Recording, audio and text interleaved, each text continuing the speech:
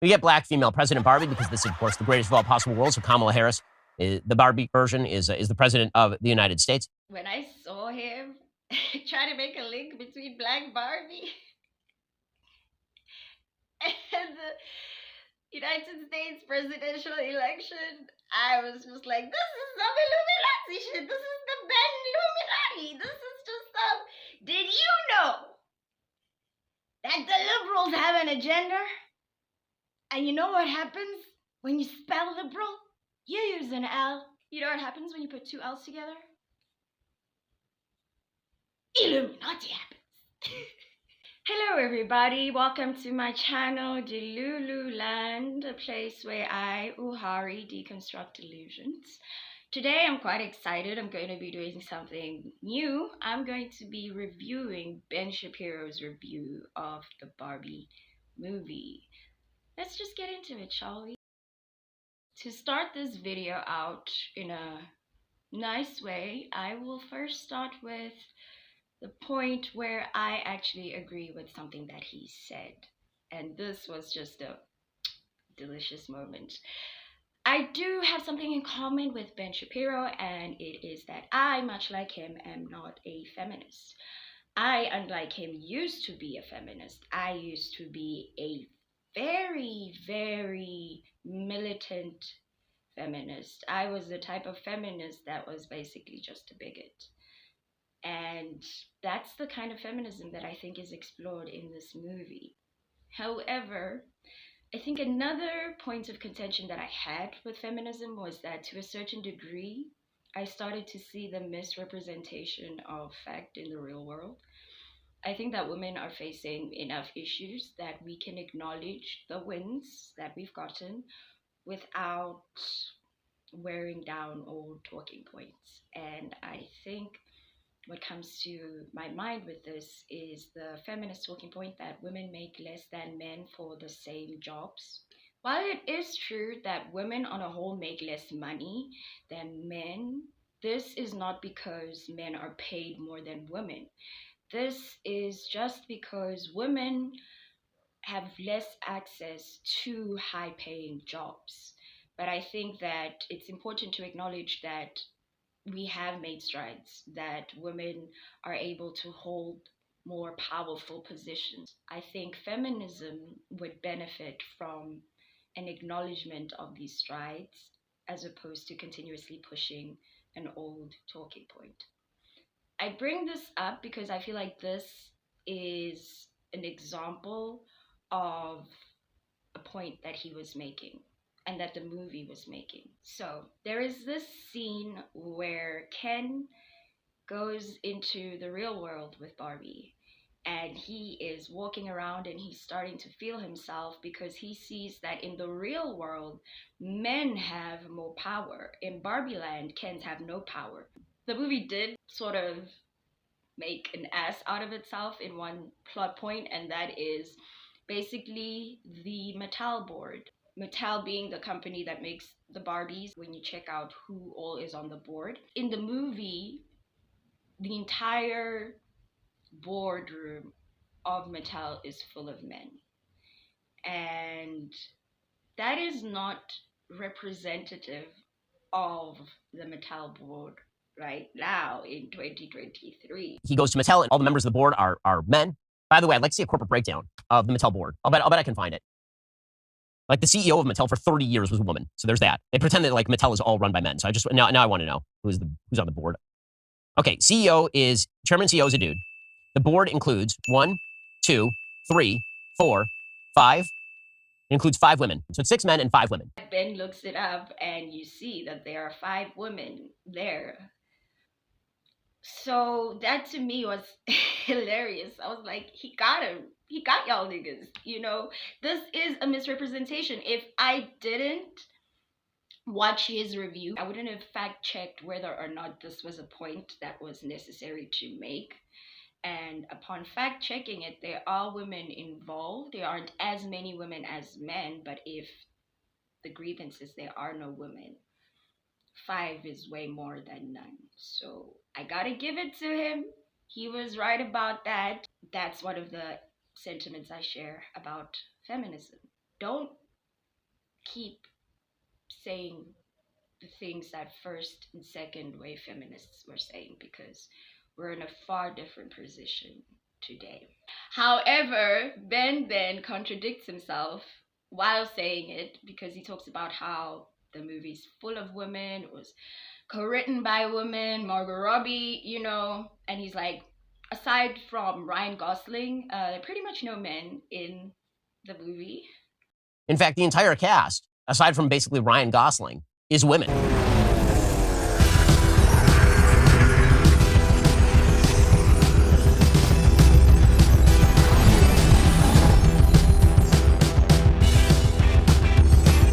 Which, like, it's Barbie and Ken. There is a close ratio. It's almost like for every Barbie, there is a Ken. Men may not have had as much screen time as women, but casting wise, it's pretty equal. So you made a good point, man. Why you gotta go and make a good point and then contradict yourself? Come on, I'm trying here. Okay, now I'm going to come to my second point: over politicization. What I found in Ben's review is that he looks at the movie from a very conservative, right-wing perspective. Personally, I'm not an American, so I'm able to perceive nuance in politics. I live in a country where we can vote for multiple different political parties. We aren't cordoned off to this very archaic system that America seems to have, where you're either here or there. I noticed that Ben wasn't so much like watching the movie as he was there to make the movie profitable for him. He's there to clock the talking points that his audience likes. He's there to pull on the rage that they may have. And I think that my following point is an example of that. When I saw him say that there's a black president, which of course is like the ideal scenario for the terms. We get black female president Barbie because this is, of course, the greatest of all possible worlds. So Kamala Harris, the Barbie version, is the president of the United States. He immediately says he sees the black Barbie as being a direct representation for Kamala Harris. And that made me kind of sad. That made me sad, Ben, because can't there be black women and black presidents without it being an agenda? I'm starting to feel like you perceive the representation of otherness as a personal attack, like the possibility of there being a black female president is somehow taking that possibility away from white men, when in reality, it would be far easier for a white man to become president than it would for a black woman. You know how I know? Because they just showed you an idea of a black Barbie and you were like, that immediately just snapped you out of it. You were like, my suspension of disbelief has just been tried and tested. It kind of felt like seeing Black President Barbie was like him waking up inside of a dream and it became a lucid dream. He was like, wait a minute, a black Barbie? That's a president? They're trying to incept me and my children. They're trying to get all the blackies and all the women. They're trying to incept the women. They're trying to get the women to vote in a democratic way. Yeah, they're trying to brainwash their mothers and the children. Women who go to see the show are more nuanced. They aren't as idiotic as the Barbies in Barbie Land, who are completely convinced to subjugate themselves to patriarchy by just being introduced to the mere idea. Women in the real world have the ability to make their own decisions, and they're not just going to go out and vote for somebody just because they saw it in a Barbie movie. So stop. There are certain things that are political, but sometimes people just made a casting choice. Is she a black Barbie, or is she just Barbie who happens to be black? Is she black Barbie president, black female Barbie president, or just a president in Barbie land. Identity politics aren't the way they are in the real world because they all just, hey Barbie, hey Barbie, hey Barbie. There's Barbie and Ken. Barbie and Ken are more of a concept than individuals, and the movie starts to explore them, like what would happen if they were given the opportunity to ask questions outside of Barbie world, if they were introduced to something else. It's about critical thinking. It's not about brainwashing. At the very least, that's what I perceive. Again, I'm not viewing it through a political lens. I am not American, so things aren't political to me all the time. Sometimes to me, a movie's just a movie. My second point on the over politicization of the way he perceives the movie is the comments he made about the trans Barbie. Now, again, interlaced through all of this is just more and more and more politics, right? One of the Barbies is a trans Barbie, and this is treated totally normally, as though this is a female Barbie with a voice, again, deeper than my own. I didn't know that there was a trans Barbie until I watched his review. And I watched the Barbie movie twice over. I had no idea. I had to Google there was a transgender Barbie. And I realized, no, there wasn't a transgender Barbie. There was just a Barbie that was played by a transgender actress. He says, like, oh yeah, there's a transgender Barbie and it's treated like it's normal. They don't cover it. And I'm like, if they did cover it, if they did distinguish that, in fact, this is a trans Barbie, you would have complained. Secondly, children aren't aware, for the most part, that this is a trans actress. For goodness sake, I'm an adult and I had no idea because I'm not reading the articles. You know, I haven't been swept into like the rage bait that you're clearly creating for your audience. Because the truth of the matter is, it's a moot point. Nobody knows she's a trans woman.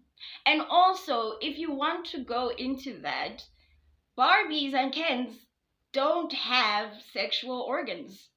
They all just have a mound that is got nothing. When children play with Barbies, it's not about the sexualization of them. It's just having toys upon which to project stories, ways to express their imagination in the real world. It's about a fun thing. It's not about politics. No child is going to be confused by the inclusion of a transgender Barbie because no child is even going to pick that up. You probably wouldn't have even known if you didn't know that it was a transgender actress. So, no, that was a moot point. That like made me realize, oh, there is very clearly a huge financial incentive in terms of how you present yourself and the content that you make. You pretend to care about things that you don't give two shits about. I don't believe you care about the fact that there was a transgender actress, mainly because it didn't portray anything to the plot. I think that's just a great talking point to rile up your audience and get them talking and be like, yeah, this movie's anti-manhood and it's anti-family and it's anti-this and anti-that. When in reality, you wouldn't have been able to perceive that. So it isn't something that really would upset you to the extent that you're portraying it. I honestly believe that a lot of what you do is rage bait. You don't mind that burning a Barbie and a bomb just make you look stupid. That in one hand you have something phallic and then in the other you have weird Barbie that you paid for it. See, even you play into it. You bought the Barbie to burn it so you can get some buzz, which it worked because that's how I ended up finding your review because I was like, how can anybody be so emotive towards a dumbass movie? You aren't even the target audience. But the truth is, I was stupid because you are the target audience. You're the person who's going to be enraged enough to actually give money to this cause. Of course, Batal AIB, it's great. It's only been great for them. It's given them access to a new market by adapting to society's ever-changing ideals. You're seeing more brown people and women, not because of some ideological shift, but simply because these are people who are now being able to make more money and they want our money. That's it. And in the same way, you just want the money of your audience. They see that, they're like, yeah, yeah. And hey man, it worked. I ended up watching your video. Game recognized game. Okay? Soulless corporations that pretend to care about things. You're kind of looking like a corporation, just at least from where I'm sitting. And this leads me into another point that he kept making, which is, who is this movie for? We've established that this movie is for anybody who has money, right? But he uses the who is this made for as a way to use the talking point that conservatives seem to have of, what about the children? The children! The children are gonna be so confused! Now the children must learn about homosexuality and transgenderism. What about the children? They're making dirty dick jokes. What about the children? Who is this movie for? We then go to the beach, and there's a scene on the beach where the Kens are supposed to be the lifeguards, and the ladies are playing on the beach, and we get a series of gay masturbation jokes. Again, there's an audience for children. They're talking about beaching each other off. If I wasn't severely injured, I would beat you off right now, Ken. Have you never seen a child's movie? See, every child movie is essentially two movies. It is what the children see and then what the adults see. Well, I think you need to be more flexible. Are you doing anything later? Capitalist, big time. Get it off! Catnip. And so you two are absolutely identical? You know, I'm sure I could get you a part in Toy Story 3.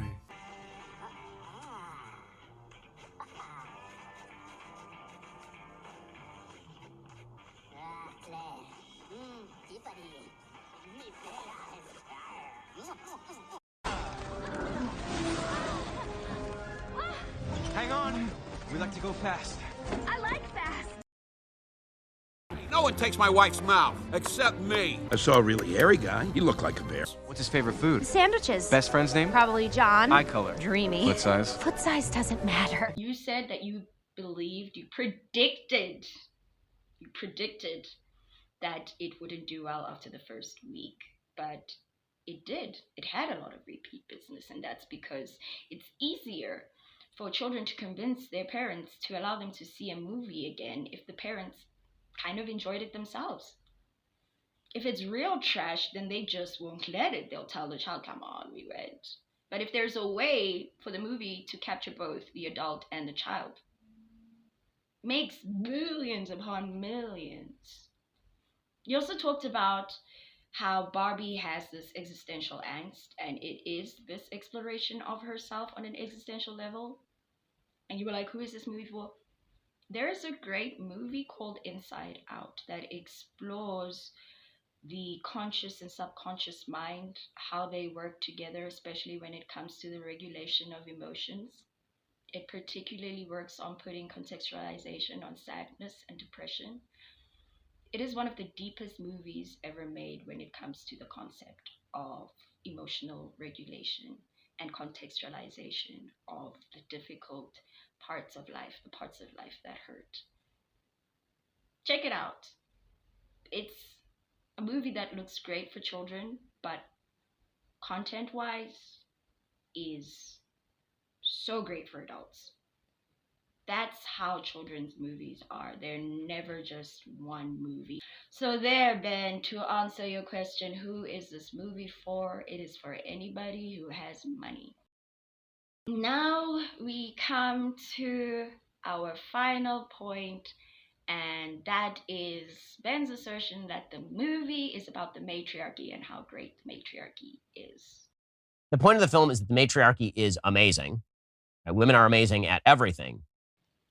What made me go and watch the movie for a second time was I realized that this is the greatest critique of modern day feminism. I've never seen a movie that openly displays and talks about the flaws of a purely matriarchal system. I think that this is the first time I've seen feminism portrayed as something that is painful, something that isn't good for men, that there has to be some sort of middle ground between men and women. The movie doesn't say that a matriarchy is the best possible outcome. If anything, the movie forces women to think about how it is we actually treat men. But now, let's talk about what I got from the movie. The reason I consider the movie to be a good critique of third wave feminism is because I used to be a third wave feminist. I used to be a very ardent feminist. In fact, I was the kind of feminist that gave feminists a bad name because I was a man hater and I didn't mince my words about it. I hated men. I hated men to a degree where I wanted them exterminated from the planet. We were going to keep a couple to mind them for semen to keep the human population going. We're going to be kind of like that episode of Rick and Morty. You know the one, and if you don't, then ah. My point being, I had no empathy for men whatsoever. And it wasn't until I watched a YouTube video from the channel, Think Before You Sleep, that I started to question myself. And I started to find it very difficult to sit through like the video without raging or rage commenting. So I just started to download the videos offline and then sit on my hands and force myself to listen to other people's perspective until I was deprogrammed, until I was able to perceive nuance again, until I was able to empathize with men and see men as human beings and realize that men aren't my enemy in the way that I perceived it to be, and that if my ideals are true, if I truly care about humanity, if I truly want to see change, then that isn't going to happen when I demonize half the population. Started watching him, then I started watching some Everett preach, and I think what got to me the most was just how terribly men are treated in terms of custody cases and how many men are mistreated by the system.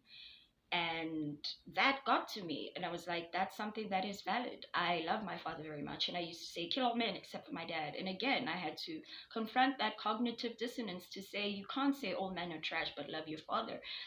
You're walking a contradiction of ideas. And when I started to open myself up to YouTube channels that, you know, weren't red pill, they were just talking about men and the reality of men's lives and the difficulties that men face.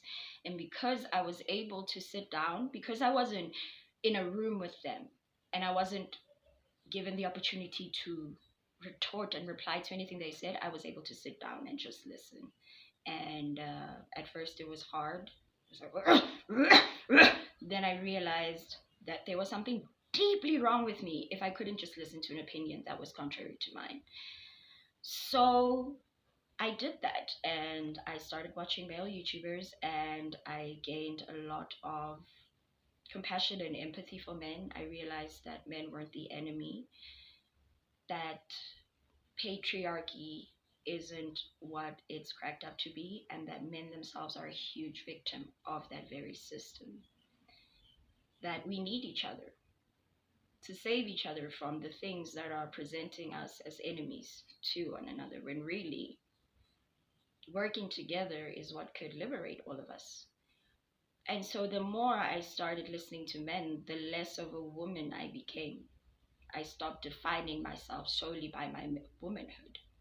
It's an ironic after effect of feminism. Somehow you don't want to be defined as just a woman, you want to be more, but at the same time you start to take your gender as your entire identity and build your life around it and defending it and all of that. And one day I just broke down and cried and said, I don't want to be a Black woman for the rest of my life. I just want to be a person. I don't want the burden of an identity that I have to continuously fight for. I just want to exist. I just want to be enough.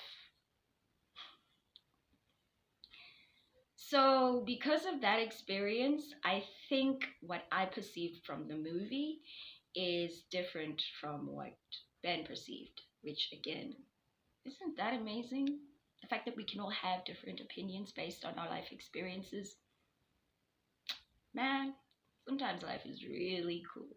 There is one scene that stood out particularly to me, a scene that made me quite emotional. And it is a scene in which Barbie arrives back to Barbie Land after going into the real world. And when she gets back, Ken has come with patriarchy as an ideology, and it has just taken over Barbie Land. And he, at some point, kicks Barbie out of her house and said that it's just guys' night, so she needs to leave. And he looks at her, and she's so hurt. But the thing is, in the beginning of the movie, Barbie did the exact same thing to Ken. She kicked him out of his house and said that it's girl time. Barbie has this movie when she's looking into his eyes and she realizes just how badly she has been treating Ken, just how much of his humanity she was ignoring. She's a dull humanity. Let's not get into it. Let's just, you know what I mean? That as a person, just because Ken is a man, she wasn't taking him as seriously. Just because Ken was a man, she didn't treat him with the same level of respect that she treats other Barbies. She discriminated against Ken, and Ken was feeling all of this pain. And the reason Ken was so attracted to patriarchy is because he finally found a voice. It's the same thing that happened with the Americans when Trump took over. They felt like they finally had a voice, and that's what pushed him, is the fact that people were feeling isolated. Something happens when you demonize and isolate people. Everybody wants to be social. Nobody wants to be treated like an enemy forever. Ken didn't enjoy being superfluous, which is something that the Barbies say, which Barbie says Ken is superfluous. Ken is superfluous. Ken is just a byproduct. Barbie looks into Ken's eyes, and she has a look in her eyes that I recognize. The moment when you, as a feminist, realize, oh fuck, I'm a bigot. Oh God, how did this happen? How did I go from being a victim to a victimizer? How did I turn into the very thing I hate? That's why I'm like, I don't hate like these people who have said really, really misogynistic things, because I used to say really, really misandrous things. I used to say, like, before I said that men should be wiped out, that we should just keep them for breeding purposes. That's a lot of hate. And that hate comes from a lot of pain. And when I looked at that pain, I realized that it may look like men are causing it, but they're not. It's not a man problem, it's a structural problem. It's an economic problem. And there is a lot of money to be made in propping up each other as the enemy. When women are men's enemy and men are women's enemy, when races are against one another, that keeps us occupied instead of asking important questions. And that keeps us from working together. Towards the end of the movie, when the Kens take over, they take over the complete Supreme Court, and then the Barbies take over the Supreme Court again. And one of the Kens asks, hey, can we be on it too? And Barbie's like, no, but you can have lower jobs, you know, some circuit court stuff. And Barbie looks at the other Barbies. She gets this look in her eye. The difference between Barbie and the other Barbies is Barbie went to the real world. The other Barbies didn't go to the real world. She has an experience that gives her a level of empathy that the others don't have. And it's hard for her to settle back into Barbie land when she starts to see it for what it is, which is a mirror of the patriarchy in the real world. That returning things to the status quo in Barbie land was not the answer. She had a moment of self-awareness. And so I think that glossing over that misses what the movie is and all the nuance that exists within it. Towards the end, Barbie has a speech that she gives to Ken where she tells Ken that he needs to find himself outside of an identity in which he just relates to her. It's like the movement of feminism, which, you know, encouraged women to find an identity outside of just being women and mothers. Find yourself, who you are, when you are not being forced to be directly related to the other sex as a part of your identity. Feminism isn't all bad, you know. It helped me a lot. It helped me answer a lot of questions, ask a lot of questions, and have an existential crisis. And Barbie is going through that herself, and she looks at Ken and she says, you deserve better than trying to dedicate your life to somebody who doesn't love you, who isn't going to love you. She doesn't say that. She says it with her eyes.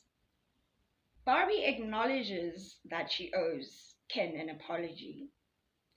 It's an acknowledgement of feminism's ironic dehumanization of men, the stereotyping of men, and their slavery to being men as opposed to being individuals. Women got feminism as a means of self-exploration, but men don't get the time to be existential because they have to be men. The movie tackles patriarchy's demonization of the emotional development of men and the ramifications of a world that asks and demands that you live up to their expectation. You don't need to qualify your existence. Stop wasting your time defending a given identity when you can chart your own, which is the end message. Barbie doesn't want to be the idea, but the one to make it. You deserve to be more than the burden to be a man when you are destined to be a god, to create new things with your time instead of defending the old. Men have the highest suicide rate, and that is because of the pressure that they face. They deserve better than a life of labor and war. Feminism didn't break up the nuclear family. The government did when it forced men to abandon their kingdoms, their families, their lives, their homes, and destiny to fight a war they did not start. A war that only exists because the government uses the lives of men to settle arguments. That is what war is. Men using the lives of other men to win arguments. If men weren't sent to war, the women wouldn't have entered the workforce at the rate which they did. Feminism as an enemy to men is a misdirection. Men deserve to die defending their own territory, not a government that doesn't give them land to own. The land you fight to protect belongs to billionaires. It is insane how much farmland Bill Gates owns. Ken, wake up! Who are you when you aren't carrying the burden of manhood? An outright matriarchy isn't the answer. Barbie Land is a metaphor for feminism. She walks away from it so that she can hypothesize. Part of why she can't stay is she no longer fits in because she sees the inefficiency of identity politics. If Barbie Land is a feminist utopia and she leaves it, how is that not a critique of feminism? See, in the beginning, there's a reference to the movie 2001 Space Odyssey, and children go from playing with baby dolls to hitting them, and Barbie comes, destroying them, and then Barbie comes and they look up and it's like there's now something to aspire to. In the movie, you have this monkey playing with a bone and it's destroying something, right?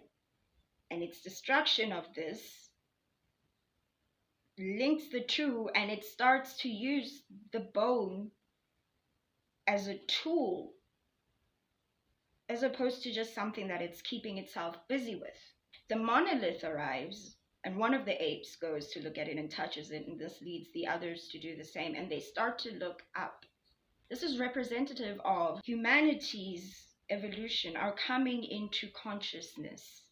And when we come into consciousness, we start to ask questions. The second time humanity finds the monolith, it is when it is on the moon.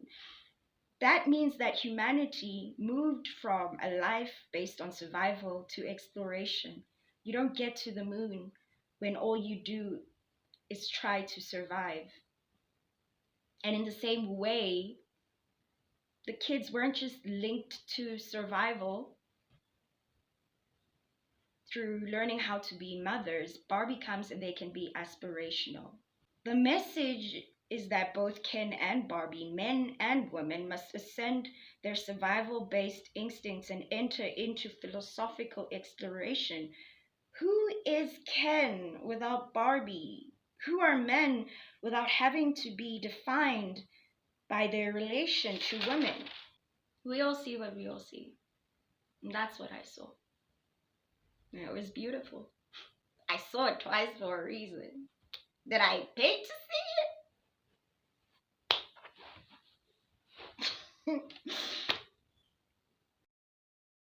This is a bonus point, and this is not at all because I forgot to mention this before. Ben believes that the movie is sort of representative of a rejection of motherhood.